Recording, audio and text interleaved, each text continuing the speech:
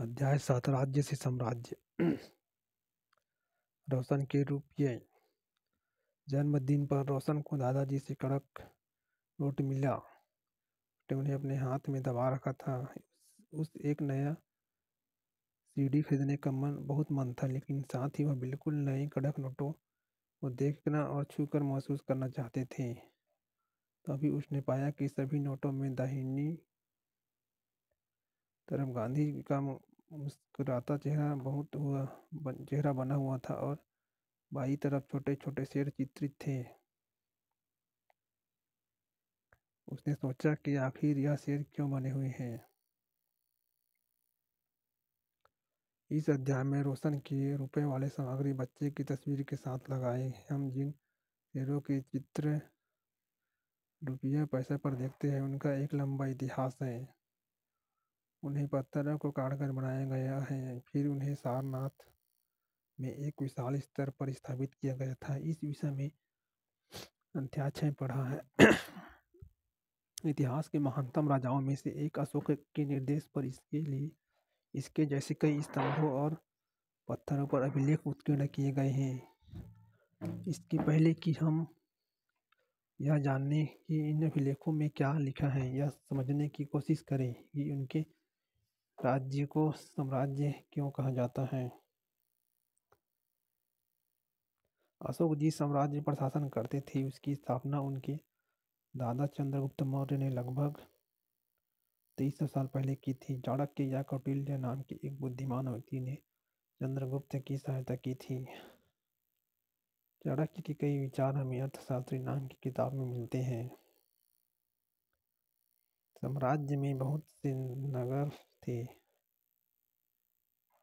काले बिंदुओं से दिखाए गए हैं। इनमें साम्राज्य की राजधानी पाटलिपुत्र, उज्जैन और तक्षशिला जैसे प्रमुख नगर थे। तक्षशिला उत्तर पश्चिम और मध्य एशिया।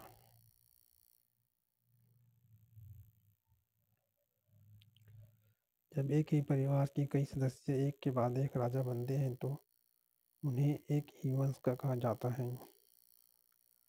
मौर्य वंश में 3 महत्वपूर्ण राजा हुए, चंद्रगुप्त, उसका बेटा बिंदुसार और बिंदुसार का पुत्र अशोक। शेरों वाला स्तंभ शीर्ष में 3 शेर दिखाई दे, चौथा शेर नहीं दिखता है। इधर अशोक चक्र दिख रहा है, ये एक तरफ सांड होगा, एक तरफ घोड़ा होगा और बीच में 24 तिलिया रहेगा। जिन जगहों पर अशोक के शिलालेख मिले हैं उन्हें लाल बिंदुओं से दिखाए गए हैं। ये सारे इलाके साम्राज्य के भीतर थे। उन देशों के नाम बताओ जहाँ अशोक के अभिलेख मिले हैं। भारत के कौन कौन से राज्य मौर्य साम्राज्य से बाहर थे? के लिए आने जाने का मार्ग था। दूसरी तरफ उज्जैन उत्तरी भारत से दक्षिणी भारत जाने वाले रास्तों में पड़ता था। शायद नगरों में व्यापारी, सरकारी अधिकारी और शिल्पकार रहा करते थे। साम्राज्य के बहुत बड़े क्षेत्रों में किसान और पशुपालक के गांव बसे हुए थे। मध्य भारत जैसे इलाकों में ज़्यादातर हिस्सा जंगलों से भरा हुआ था। वहाँ पर लोग फल फूल का संग्रहण और जानवरों का शिकार करके जीविका चलाते थे। साम्राज्य के अलग अलग इलाकों में लोग भिन्न भिन्न भाषाएं बोलते थे। वे लोग शायद अलग अलग प्रकार का भोजन करते थे और यहाँ तक कि अलग अलग किस्म की पोशाक भी पहनते थे।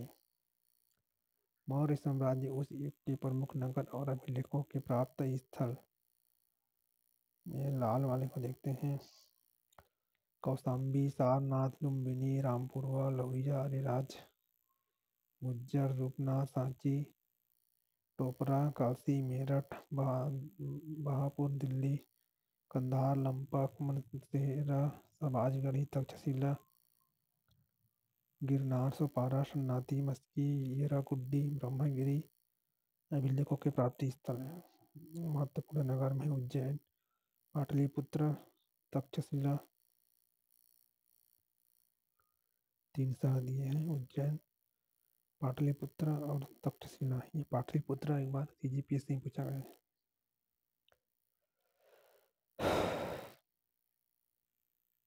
राज्य साम्राज्य से कैसे भिन्न है?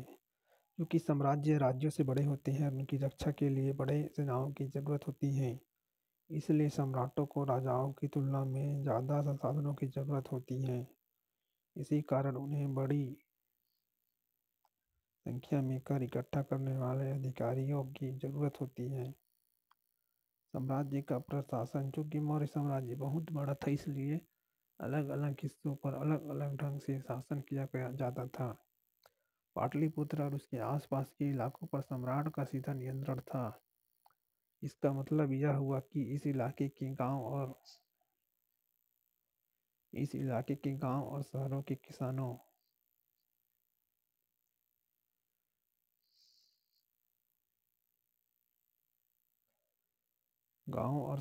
किसानों, पशुपालकों, शिल्पकारों और व्यापारियों से कर इकट्ठा करने के लिए राजा अधिकारियों की नियुक्ति करते थे। जो राजा के आदेशों का उल्लंघन करते थे, अधिकारी उनको सजा भी देते थे। इनमें से कई अधिकारियों को वेतन भी दिया जाता था। संदेशवाचक एक जगह से दूसरे जगह घूमते थे और राजा के जासूस अधिकारियों के कार्यकलाप पर नजर रखते थे। इन सब के ऊपर सम्राट था, जो राजा परिवार एवं वरिष्ठ मंत्रियों की सहायता से सब पर नियंत्रण रखता था। मौर्य साम्राज्य के भीतर कई छोटे क्षेत्र या प्रांत थे। इन पर तक्षशिला या उज्जैन जैसी प्रांतीय राजधानियों से शासन किया जाता था। कुछ हद तक पाटलिपुत्र से इन क्षेत्रों पर नियंत्रण रखा जाता था और अक्सर राजकुमारों को वहाँ का राज्यपाल गवर्नर बनाकर भेजा जाता था। लेकिन ऐसा लगता है कि इन जगहों पर स्थानीय परंपराओं और नियमों को ही माना जाता था। प्रादेशिक केंद्रों के बीच विस्तृत क्षेत्र थे। इनके इलाकों में मौर्य शासक सिर्फ मार्गों और नदियों पर नियंत्रण रखने की कोशिश करते थे, जो कि आवागमन के लिए महत्वपूर्ण थे। यहाँ से उन्हें जो भी संसाधन, कर और भेंट के रूप में मिलते थे, उसे इकट्ठा किया जाता था। उदाहरण के लिए अर्थशास्त्र में यह लिखा है कि उत्तर पश्चिम कंबल के लिए और दक्षिण भारत सोने और कीमती पत्थरों के लिए प्रसिद्ध था। संभव है कि संसाधन नजराने के रूप में इकट्ठे किए जाते थे और अंत में जंगल वाले इलाके आते थे। वहाँ रहने वाले लोग काफ़ी हद तक स्वतंत्र थे। उनसे यह उम्मीद की जाती थी कि वे पौधे मौर्य पदाधिकारियों को हाथी, लकड़ी, मधु और मोम जैसी चीज लाकर दें। नजराना, जहाँ कर नियमित ढंग से इकट्ठा किए जाते थे, वही नजराना अनियमित रूप से, जब भी संभव हो, इकट्ठा किया जाता था। ऐसे नजराने विविध पदार्थों के रूप में प्रायः ऐसे लोगों से लिए जाते थे जो स्वतंत्र स्वेच्छा से इसे देते थे।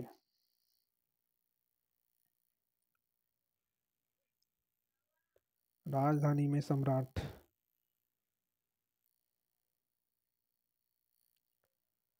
मेगस्थनीज चंद्रगुप्त के दरबार में पश्चिम एशिया के यूनानी राजा सेल्यूकस निकेटर का राजदूत था। मेगस्थनीज ने जो कुछ देखा उसका विवरण या हम उसके विवरण का एक अंश दे रहे हैं। सम्राट का जनता के सामने आने के अवसर पर शोभा यात्रा के रूप में जश्न मनाया जाता है। उन्हें एक सोने की पालकी में ले जाया जाता है। उनके अंगरक्षक सोने और चांदी से अलंकृत हाथियों पर सवार रहते हैं। कुछ अंगरक्षक पेड़ों को लेकर चलते हैं। इन पेड़ों पर प्रशिक्षित तोतों का एक झुंड रहता है, जो साम्राज्य के सिर चारों तरफ चक्कर लगाया कर रहता है। राजा सामान्यतः हथियारबंद महिलाओं से घिरे होते हैं। वे हमेशा इस बात से डरे रहते हैं कि कहीं कोई उनकी हत्या करने की कोशिश न करे। उनके खाना खाने के पहले खास नौकर उसे खाने को चखते हैं। वे लगातार 2 रात एक ही कमरे में नहीं सोते थे। और पाटलिपुत्र आधुनिक पटना के बारे में यह एक विशाल और खूबसूरत नगर है। यह एक विशाल प्राचीर से घिरा है जिसमें 570 बुर्ज और 64 द्वार हैं। 2 और 3 मंजिल वाले घर लकड़ी और कच्ची ईंटों से बने हैं। राजा का महल भी काठ से बना है जिसे पत्थर की नक्काशी से अलंकृत किया गया है। यह चारों तरफ से उद्योगों और चिड़ियों के लिए बने बसेरों से घिरा है। राजा द्वारा खाना खाने के पहले खास नौकर उस खाने को क्यों चखते थे कि उसमें किसी भी प्रकार का जहर वगैरह न रहे। पाटलिपुत्र मोहनजोदड़ो से किस तरह भिन्न था।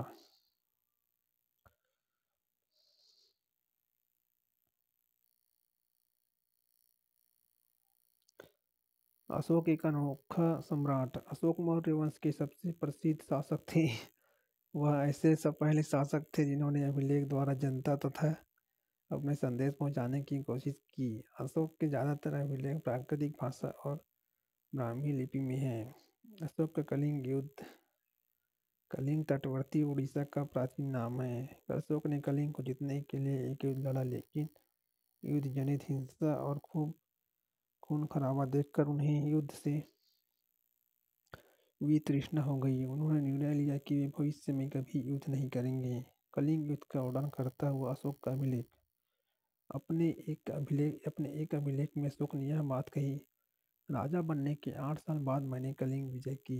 लगभग 1.5 लाख लोग बंदी बना लिए गए, 1 लाख से ज़्यादा लोग मारे गए। इससे मुझे अपार दुख हुआ, क्योंकि जब किसी स्वतंत्र देश को जीता जाता है तो लाखों लोग मारे जाते हैं, बहुत सारे बंदी बनाए जाते हैं, ब्राह्मण और श्रमण भी मारे जाते हैं।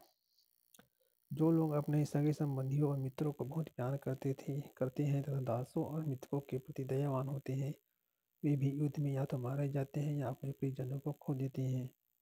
इसलिए मुझे पश्चाताप हो रहा है कि अब मैं धर्म पालन करने एवं दूसरों को इसकी शिक्षा देने का निश्चय किया है। मैं मानता हूँ कि धर्म के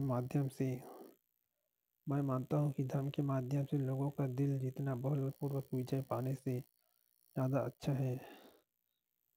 मैं यह अभिलेख भविष्य के लिए एक संदेश के रूप में इसलिए उत्कीर्ण कर रहा हूँ कि मेरे बाद मेरे बेटे और पोते भी युद्ध न करें। इसके बदले उन्हें यह सोचना चाहिए कि धर्म को कैसा बढ़ाया जाए। कलिंग की लड़ाई से युद्ध को लेकर अशोक के विचार में कैसे परिवर्तन हुआ। धर्म संस्कृत शब्द धर्म का प्राकृतिक रूप है।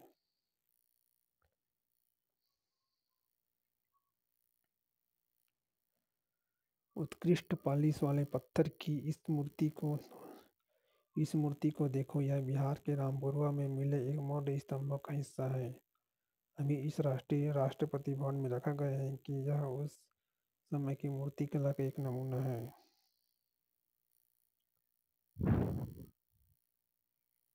अशोक का धर्म क्या था। अशोक ने धर्म में किसी देवता की पूजा अथवा किसी कर्म कांड की आवश्यकता नहीं थी। उन्हें लगता था कि जैसे पिता अपने बच्चों को अच्छे व्यवहार की शिक्षा देते हैं, वैसे ही यह उनका कर्तव्य था कि अपनी प्रजा को निर्देश दे। वे बुद्ध के उपदेशों से भी प्रेरित हुए थे। ऐसी कई समस्याएं थी जिनके लिए उनमें संवेदना थी। उनके साम्राज्य में अलग अलग धर्मों को मानने वाले लोग थे और उससे कई बार टकराव पैदा हो जाता था। जानवरों की बलि चढ़ाई जाती थी, दासों और नौकरों के साथ क्रूर व्यवहार किया जाता था।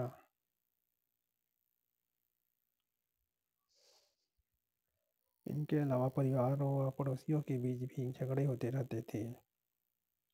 अशोक ने यह महसूस किया कि इन समस्याओं का निदान उनका कर्तव्य है, इसलिए उन्हें धम्म महामात्र नाम के अधिकारियों की नियुक्ति की, जो जगह जगह जाकर धर्म की शिक्षा देते थे। इसके अतिरिक्त अशोक ने अपने संदेश कई स्थानों पर शिलाओं और स्तंभों पर खुदवा दिए। अधिकारियों को यह निर्देश दिया गया कि वे राजा के संदेश को उन लोगों को पढ़कर सुनाएं जो खुद पढ़ नहीं सकते थे। अशोक ने धर्म के विचारों को प्रसारित करने के लिए सीरिया, मिस्र, ग्रीस में दूत भेजे। अपने पुत्र महेंद्र और पुत्री संघमित्रा को इस कार्य के हेतु उसने श्रीलंका भेजा। उन्होंने सड़क बनवाई, कुछ कुएं खुदवाए और विश्राम गृह बनवाए। इसके अतिरिक्त उन्होंने मनुष्यों व जानवरों की चिकित्सा की भी व्यवस्था की। अपनी प्रजा के लिए अशोक का संदेश। लोग विभिन्न अवसरों पर अनुष्ठान करते हैं। उदाहरण के लिए जब वे बीमार होते हैं, जब उनके बच्चे का विवाह होता है, बच्चे के जन्म पर और जब यात्रा शुरू करते हैं, तब वे तरह तरह के अनुष्ठान करते हैं। ये कर्मकांड किसी काम के नहीं, इसके बदले यदि लोग दूसरी रीतियों को माने तो वह ज़्यादा फलदायी होगी।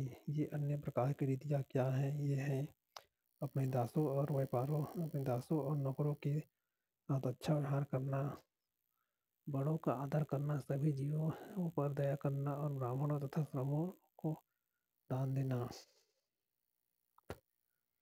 अपने धर्म की प्रशंसा या दूसरों के धर्म की निंदा करना, दोनों ही बातें गलत करता है। हर किसी को दूसरे धर्म का आदर करना चाहिए। यदि कोई अपने धर्म की बढ़ाई और दूसरों के धर्म की बुराई करता है तो वह वास्तव में अपने धर्म को ज़्यादा नुकसान पहुंचा रहा है। इसलिए हर किसी को दूसरे के धर्म के प्रमुख विश्वासों को समझने की कोशिश करते हुए उसका आदर करना चाहिए। अशोक के संदेश में उन हिस्सों को बताएं जो आज भी प्रासंगिक हैं। ब्राह्मी लिपि। आधुनिक भारत की ज़्यादातर लिपियाँ पिछले सैकड़ों वर्षों में ब्राह्मी लिपि से उत्पन्न हुई। यह आप अ अक्षर को अलग अलग भाषाओं की लिपियों में देख सकते हैं। आरंभिक ब्राह्मी, देवनागरी, हिंदी, बांग्ला, मलयालम, तमिल। तुम कलिंग में रहते हो और तुम्हारे माँ बाप को युद्ध में काफ़ी दुख उठाने पड़े हैं। अभी अभी अशोक के दूत धर्म के नए विचारों को लेकर आए हैं। आप अपने माता पिता और संदेशवाहकों के बीच बातचीत का वर्णन करो। मौर्य साम्राज्य में विभिन्न काम धंधों में लगे लोगों की सूची बनाओ। उज्जैन उत्तर पश्चिम की उन समस्याओं की सूची बनाओ जिनका समाधान अशोक धर्म द्वारा करना चाहता था। धर्म के प्रचार के लिए अशोक ने किन साधनों का प्रयोग किया? अपने पुत्र और अपनी पुत्री संघमित्रा को श्रीलंका भेजा। तुम्हारे अनुसार दासों और नौकरों के साथ बुरा व्यवहार क्यों किया जाता होगा? क्या तुम्हें ऐसा लगता है कि सम्राट के आदेशों से उनकी स्थिति में सुधार हुआ होगा? अपने जवाब के लिए कारण बताओ। कुछ महत्वपूर्ण तिथियां, जैसे मौर्य साम्राज्य की शुरुआत 2300 साल पहले हुआ था।